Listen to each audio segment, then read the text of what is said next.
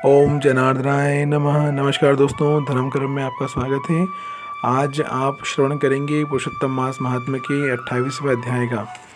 श्री नारायण कहने लगे, हे नारद, वह पापी कर्दम अत्यंत दुखों को भोगकर बंदर योनि को प्राप्त हुआ।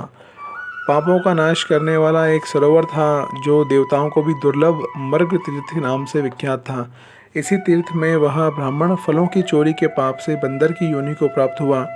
नारद जी बोले, हे प्रभु, करोड़ों पापों से युक्त वह बंदर इस तीर्थ में कैसे बसता रहा? श्री नारायण बोले, चित्रकुंडल नाम वाला कोई वैश्य था।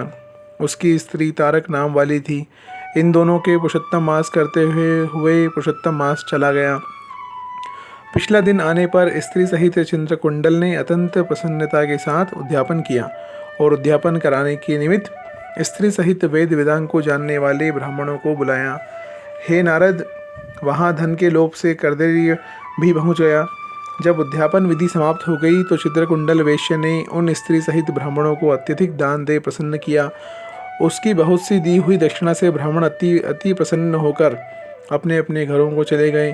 परंतु अत्यंत लोभी वह कर्दर्य रोता हुआ उसके आगे आकर खड़ा हो गया और विनय से नम्र होकर अति गदगद वाणी से चित्रकुंडल से बोला, हे चित्रकुंडल, वैश्यों के पति, आप इस समय कृतार्थ हो।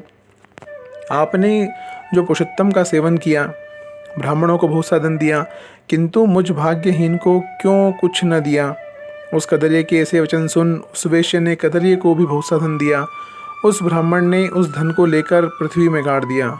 वहाँ पर उस कदर्य ब्राह्मण ने पुरुषोत्तम मास के धन की लोभ से स्तुति की।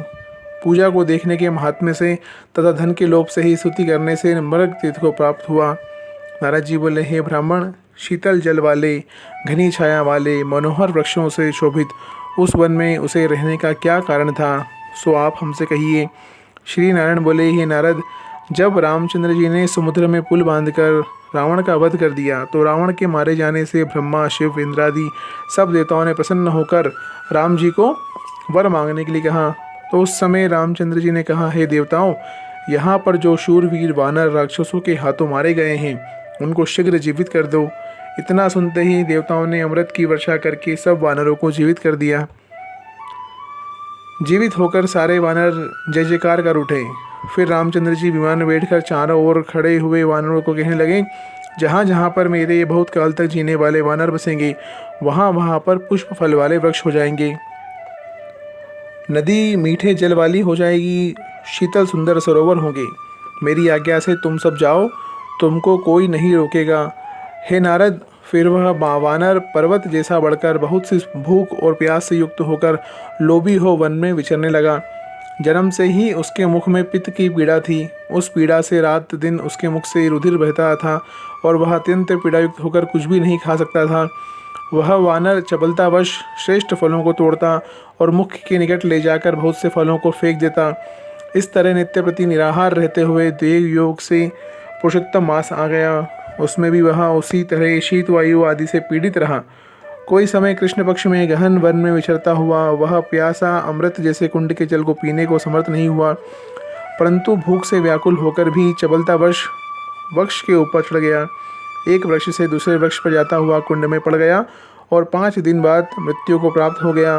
तभी एक विमान वहाँ पर आया जो नाचती हुई अप्सराओं और सुंदर गाते हुए गंधर्व किन्नरों से सुशोभित था। इस तरह सुंदर शरीर को धारण कर वह महाभाग वानर अपने शरीर को देख अत्यंत आश्चर्य को प्राप्त हुआ और बोला कि मुझ महापापी को यह विमान का सुख जो अत्यंत पुण्य वालों के लिए नियुक्त है कैसे मिला? मैंने कोई पुण्य कर्म किया ही नहीं जिससे मैं हरि के स्थान को प्राप्त हूँ। ओम नमो भगवते वासुदेवाय।